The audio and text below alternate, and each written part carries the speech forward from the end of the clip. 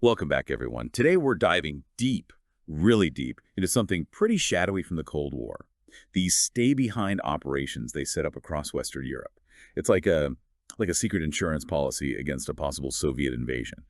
Right at the heart of this is a network that's often called informally Operation Gladio. That's right. We're talking about clandestine armed resistance groups here. They weren't just some local thing. They were conceived at a much higher level, starting with the Western Union in 1948. Then they evolved under NATO, which formed in 1949, with a lot of involvement from the CIA, which came about in 1947. European intelligence agencies were also key players in all this. Okay, so let's break this down a bit. The initial idea, at least what the U.S. government says, was pretty straightforward.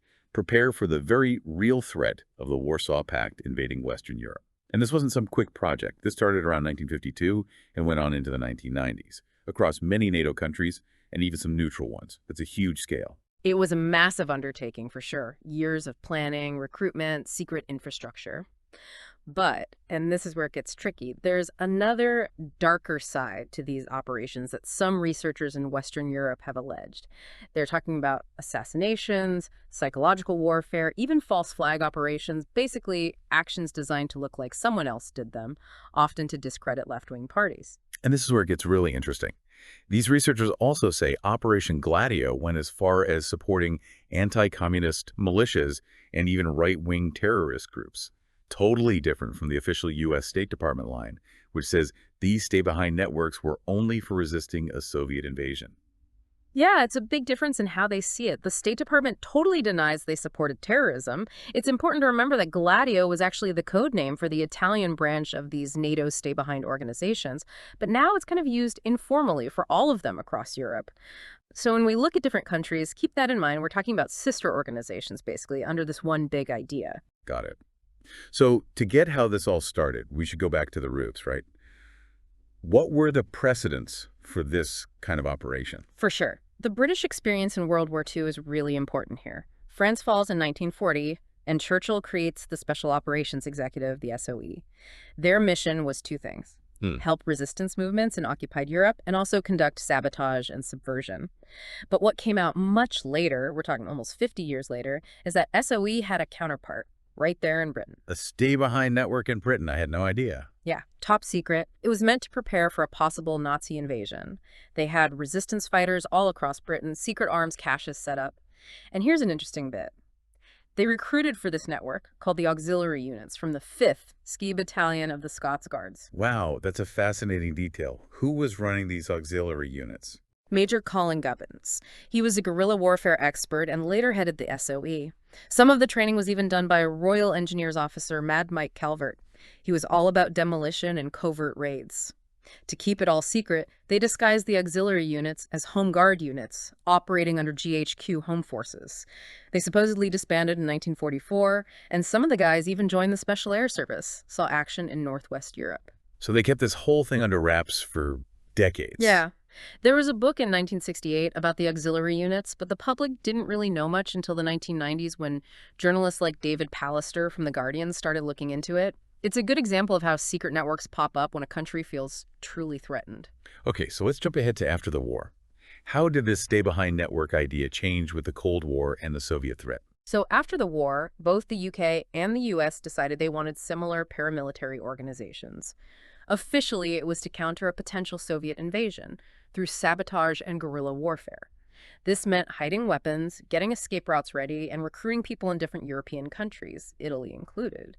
These secret cells would stay behind in enemy territory, act as resistance, do sabotage and guerrilla warfare. It's like they were pulling out the SOE playbook again. Exactly. They created these clandestine stay-behind units using the experience of former SOE officers, sometimes even directly involving them. And after Giulio Andreotti spilled the beans in 1990, big military figures in Britain, like General Sir John Hackett, who was Commander-in-Chief of the British Army on the Rhine, and Anthony Farrar-Hockley, who was Commander-in-Chief of NATO's Northern Europe forces, came out and said, yep, we had those contingency plans for stay-behind and resistance in depth, secret weapon networks in Britain after the war. They were taking the Soviet threat very seriously.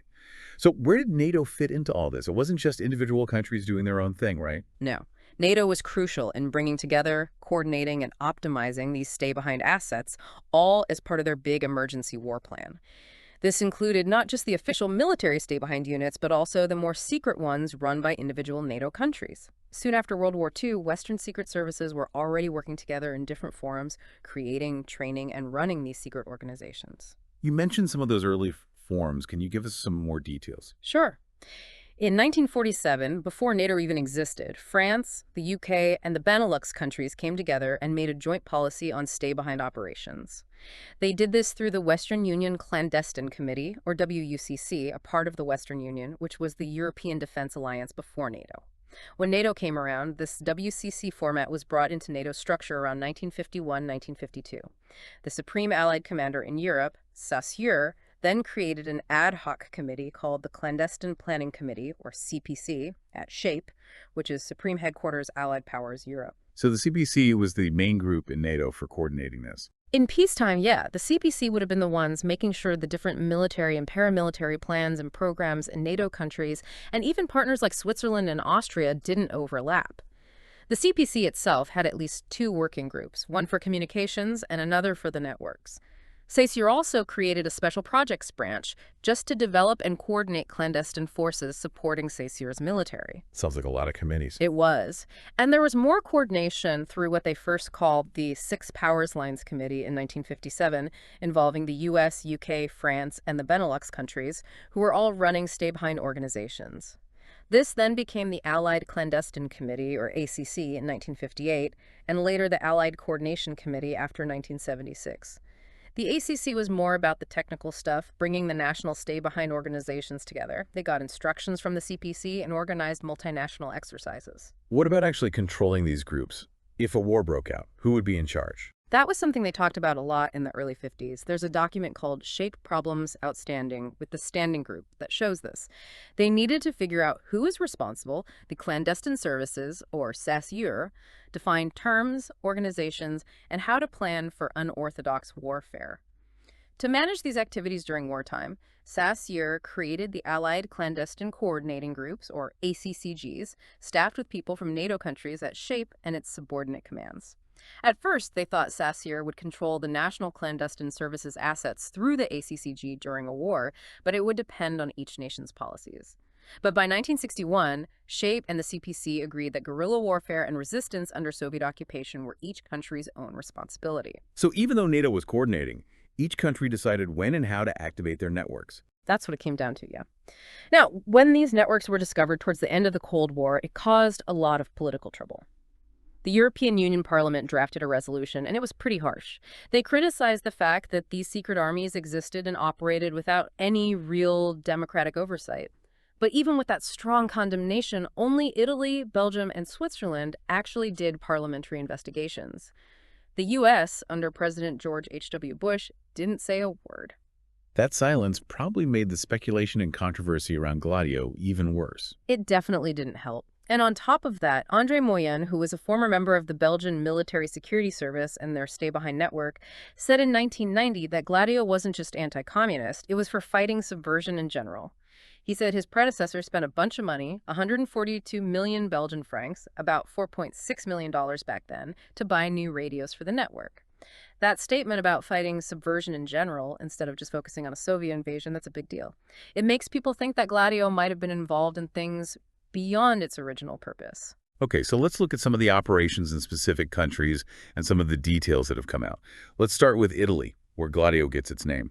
Right. The Italian stay-behind group, Gladio, was set up under Paolo Taviani, who was Minister of Defense from 1953 to 1958. It all became public in October 1990 when Prime Minister Giulio Andreotti told the Chamber of Deputies about it. But it's worth mentioning that a far-right terrorist, Vincenzo Vinciguerra, had already talked about Gladio during his trial back in 1984. So Andreotti wasn't the first to mention it. No, but his official confirmation made it a big political issue. Media analyst Edward S. Herman says both President Francesco Cossiga and Prime Minister Giulio Andreotti were deeply involved in Gladio and the cover-up, but we should note that this needs more verification.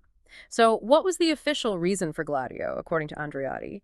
Andreotti talked about a structure of information, response, and safeguard, with hidden weapons and reserve officers. He gave the Commissione Stragi, the parliamentary commission looking into the massacres during the years of lead, a list of 622 civilians who he said were in Gladio.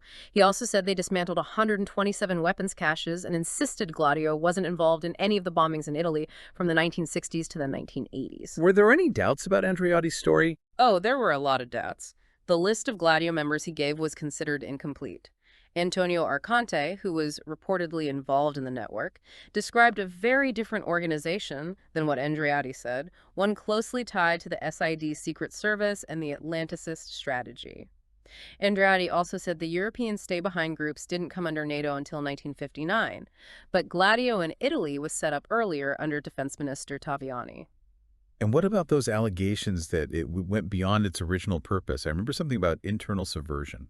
Researcher Francesco Cacciatore found some recently declassified documents. There's a note from March 1972 saying that using Gladio for internal subversion, which wasn't in the organization's rules and wasn't supported by NATO, was outside its mission. So basically, they weren't supposed to use it for that. It seems like they resisted those early attempts to use Gladio for more than resisting a foreign invasion, at least on paper. There was pressure, especially from the Americans in the 1960s, but officially, internal subversion wasn't part of the plan by the early 70s. But there's more, right? What about Andreotti's connections to other shady figures? Claudio Martelli, the former Italian Minister of Grace and Justice, said Andreotti was the political go-to guy for Alicio Gelli and the Propaganda 2 Masonic Lodge, also known as P2, back in the 80s and 90s.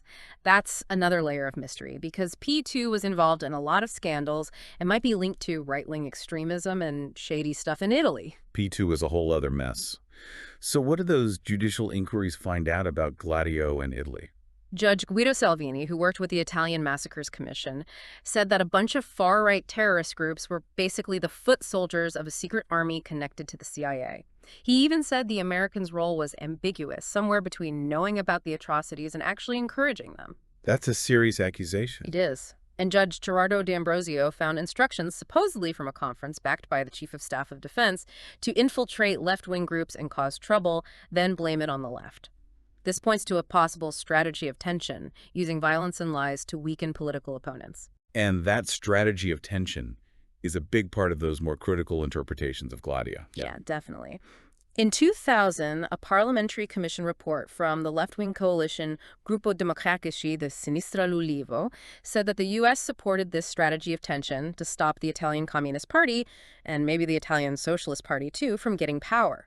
The report went even further, saying the massacres, bombings, and military actions in Italy were organized or promoted or supported by men inside Italian state institutions and, as has been discovered more recently, by men linked to the structures of United States intelligence. Those are strong claims. What evidence did they have? The report said U.S. intelligence knew about some terrorist bombings beforehand, like the Piazza Fontana bombing in Milan in December 1969 and the Piazza della Loggia bombing in Brescia 5 years later, but they didn't tell the Italian authorities or try to stop them. It also said that Pino Rauti, a former leader of the far-right MSI Fiamma Tricolor party and founder of the Ordine Nuovo organization, got money regularly from a press officer at the U.S. Embassy in Rome. They concluded that even before the bombings began, a top member of a terrorist group was basically on the U.S. Embassy's payroll. Wow, that's a direct accusation of the U.S. supporting right-wing extremists in Italy. It is. Now, to understand how it all worked, we have General Gerardo Serravalle, who was in charge of Italian Gladio from 1971 to 1974. He said that in the 1970s, the Coordination and Planning Committee, the CPC, was made up of officers from Great Britain, France, Germany, Belgium, Luxembourg, the Netherlands, and Italy. They met every year in one of these capitals. Do the U.S. have any part in these meetings? According to Serravalle, CIA representatives were always there, but they didn't get to vote. They were usually from the CIA headquarters in the city where the meeting was held. People from U.S. Forces Europe Command were also present, also without voting rights. So the U.S. was definitely involved at a high level. So besides the CPC, there was another secret command, the Allied Clandestine Committee, or ACC, created in 1957. Yeah, the Belgian Parliamentary Committee on Gladio said the ACC was responsible for coordinating the stay-behind networks in Belgium, Denmark, France, Germany, Italy, Luxembourg, Holland, Norway, the United Kingdom, and the United States. During peacetime, the ACC worked on developing directives for the network, improving its secret capabilities, and organizing bases in Britain and the US. If war broke out, they'd plan stay-behind operations with SHAPE, activate secret bases, and run things from there. Saravel also said Italian Gladio members trained at a British military base. So a lot of international collaboration with both NATO and the U.S. involved in these Italian operations. What about Belgium? Belgium became a key location after France left NATO's military structure in 1967. SHAPE headquarters moved to Mons in Belgium. In 1990, after France denied having any stay-behind French army, Giulio Andreotti publicly said the last Allied clandestine committee meeting with the French Gladio branch was in Belgium in October 1990. The meeting was led by Belgian General Van Kalster, the director of the Belgian Military General Service for Intelligence. So Belgium was where these important meetings happened. Seems that way. Right after Andreotti's revelations, in November 1990, the Belgian Minister of Defense, Guy Quoiem, admitted that they had a Belgian stay-behind army.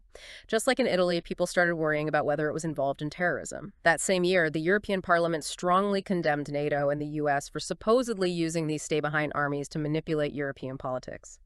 What happened after that in Belgium? Were there any changes? Yes. They had 2 government inquiries and set up a permanent parliamentary committee in 1991 to watch over the intelligence services. Then, in 1998, they passed new laws about how these services could operate.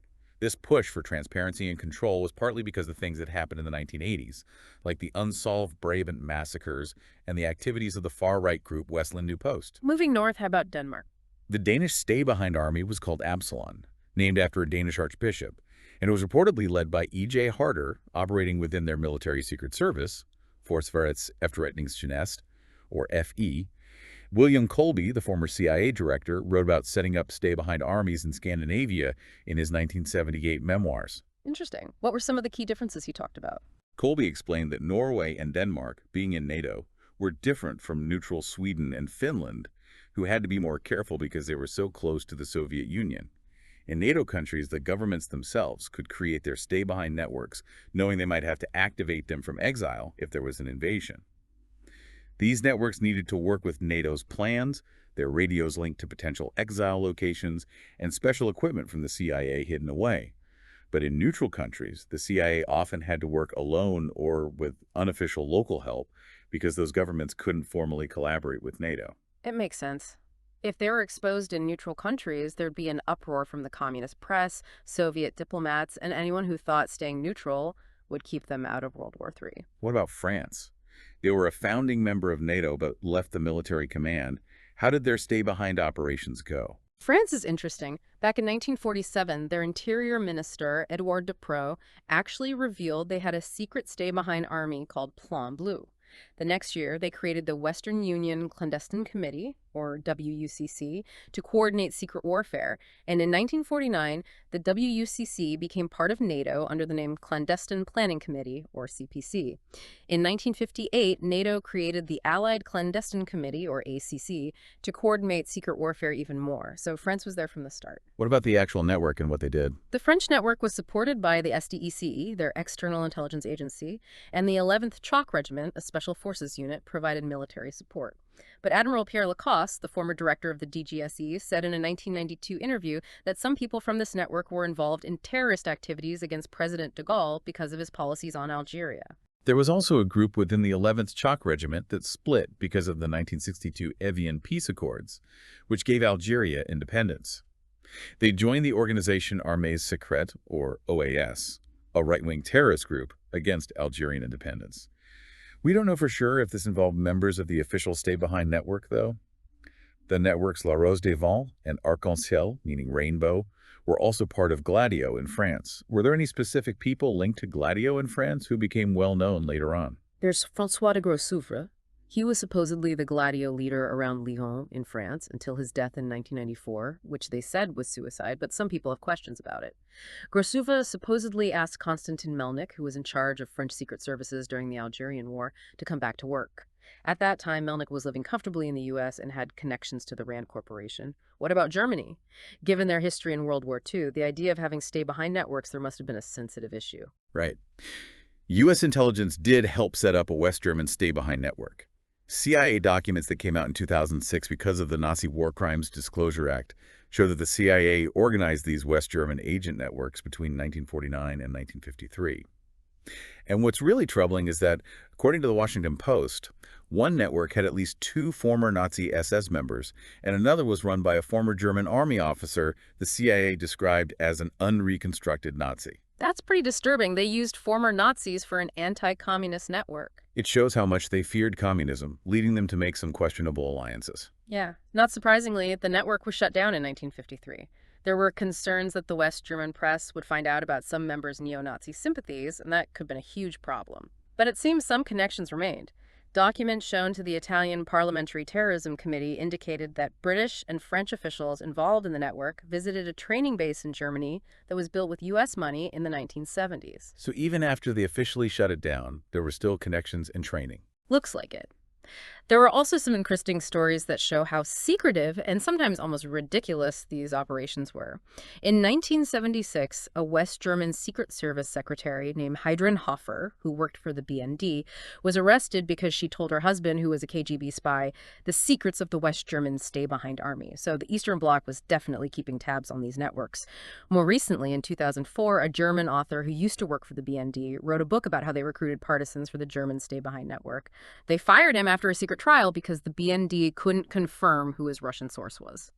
Sounds like something straight out of a spy movie. It does. And when the network was finally dismantled after the German Democratic Republic fell, there were some weird details. One spy master had kept the radio equipment in his basement. His wife did the test call every 4 months, saying it was too valuable to be left anywhere else. They found out because he shut down his part of the network so fast they didn't have time to get all the hidden stuff back. The civilians they recruited as stay-behind partisans had shortwave radios with digital encryption and caches of equipment to signal helicopters or submarines that were supposed to bring special agents for sabotage. Let's switch gears and talk about Greece. With all the political instability there during the Cold War, the stay-behind operations seem especially important. Yeah. When Greece joined NATO in 1952, their special forces, Elokay, Lokoi, Oran, and Katadromon, which means mountain raiding companies, became part of the European stay-behind network. The CIA and LOK confirmed they'd worked together in a secret document signed in 1955 by U.S. General Truscott for the CIA and Konstantinos Dovas, the Greek military chief of staff. Besides preparing for a Soviet invasion, the CIA apparently told LOK to prevent any leftist coups.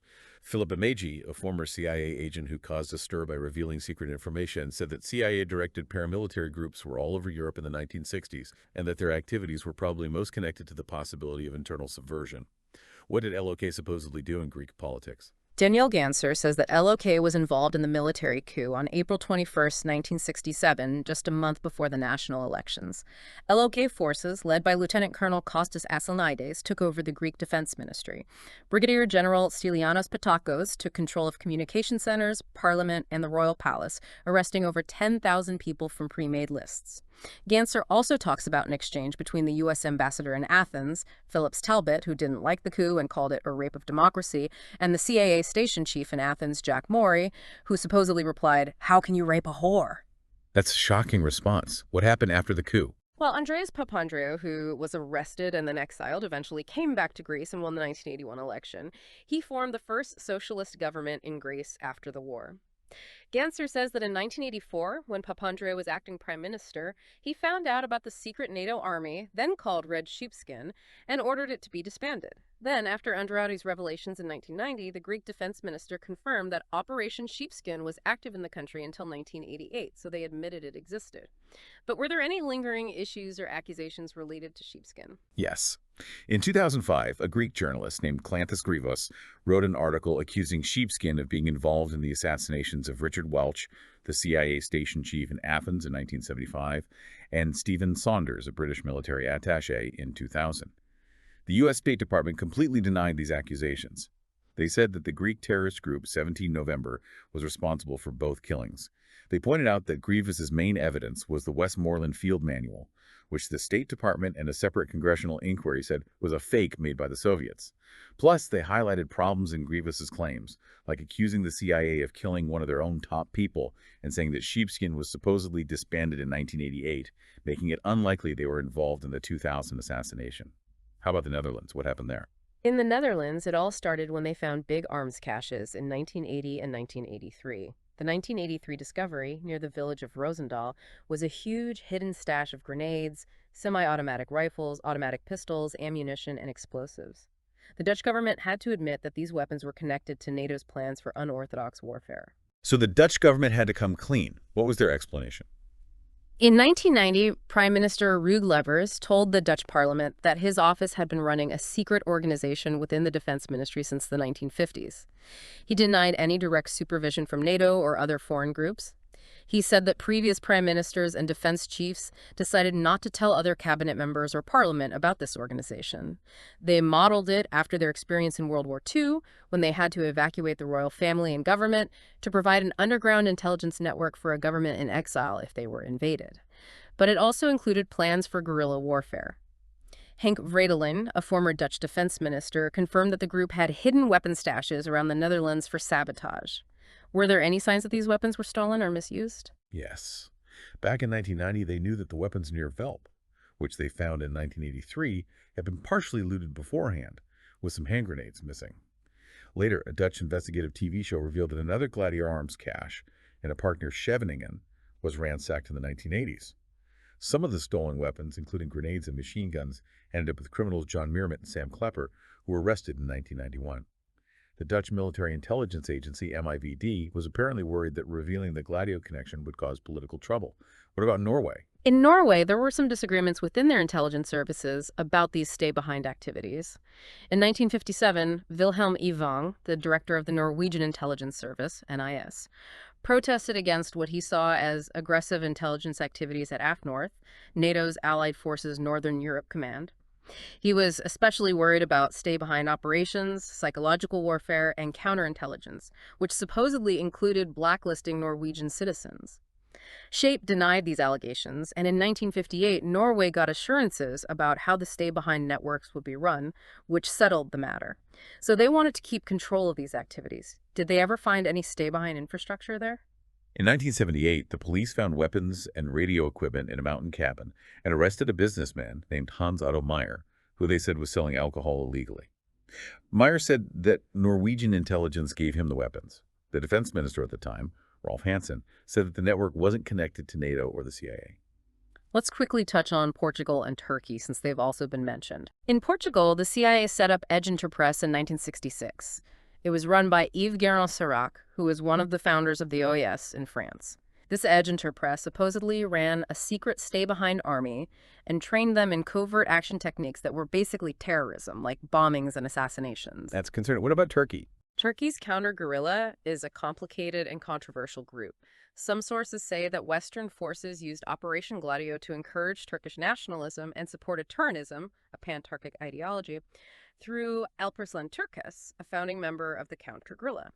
Türkeş was supposedly the product of a CIA initiative. Turkey joined Operation Gladio early on. Prime Minister Bülent Ecevit revealed the counter-guerrilla in 1973.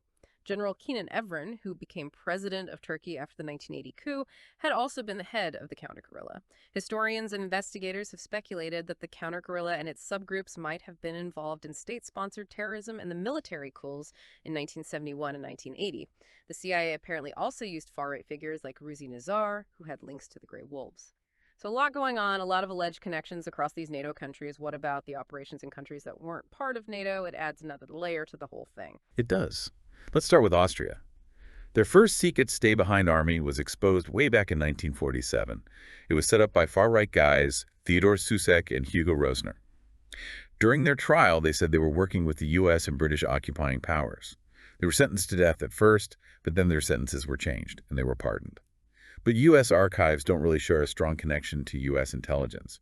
One secret review even called them adventurers and opportunists. So maybe a rogue operation claiming to have Western support. Maybe.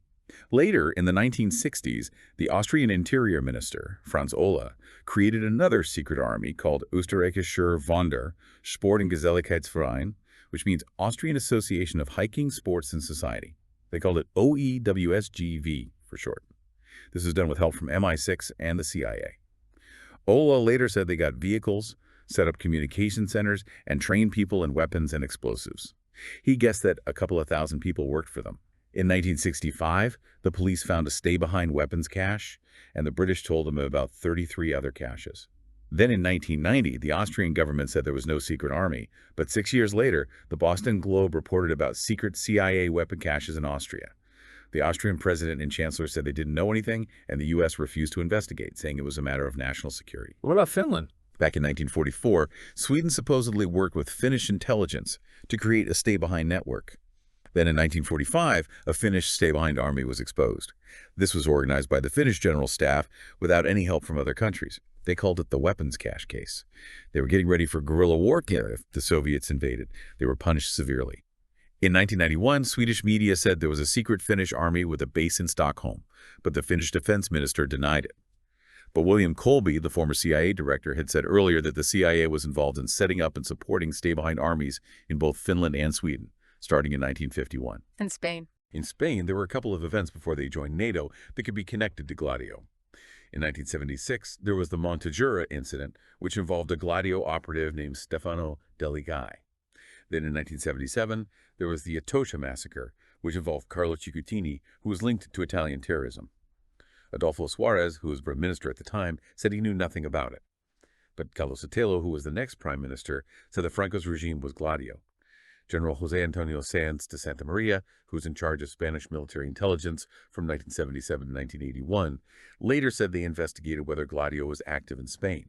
He said that Italian officials told him they didn't want Spain to join Gladio because they were worried about a right-wing dictatorship using it for internal repression.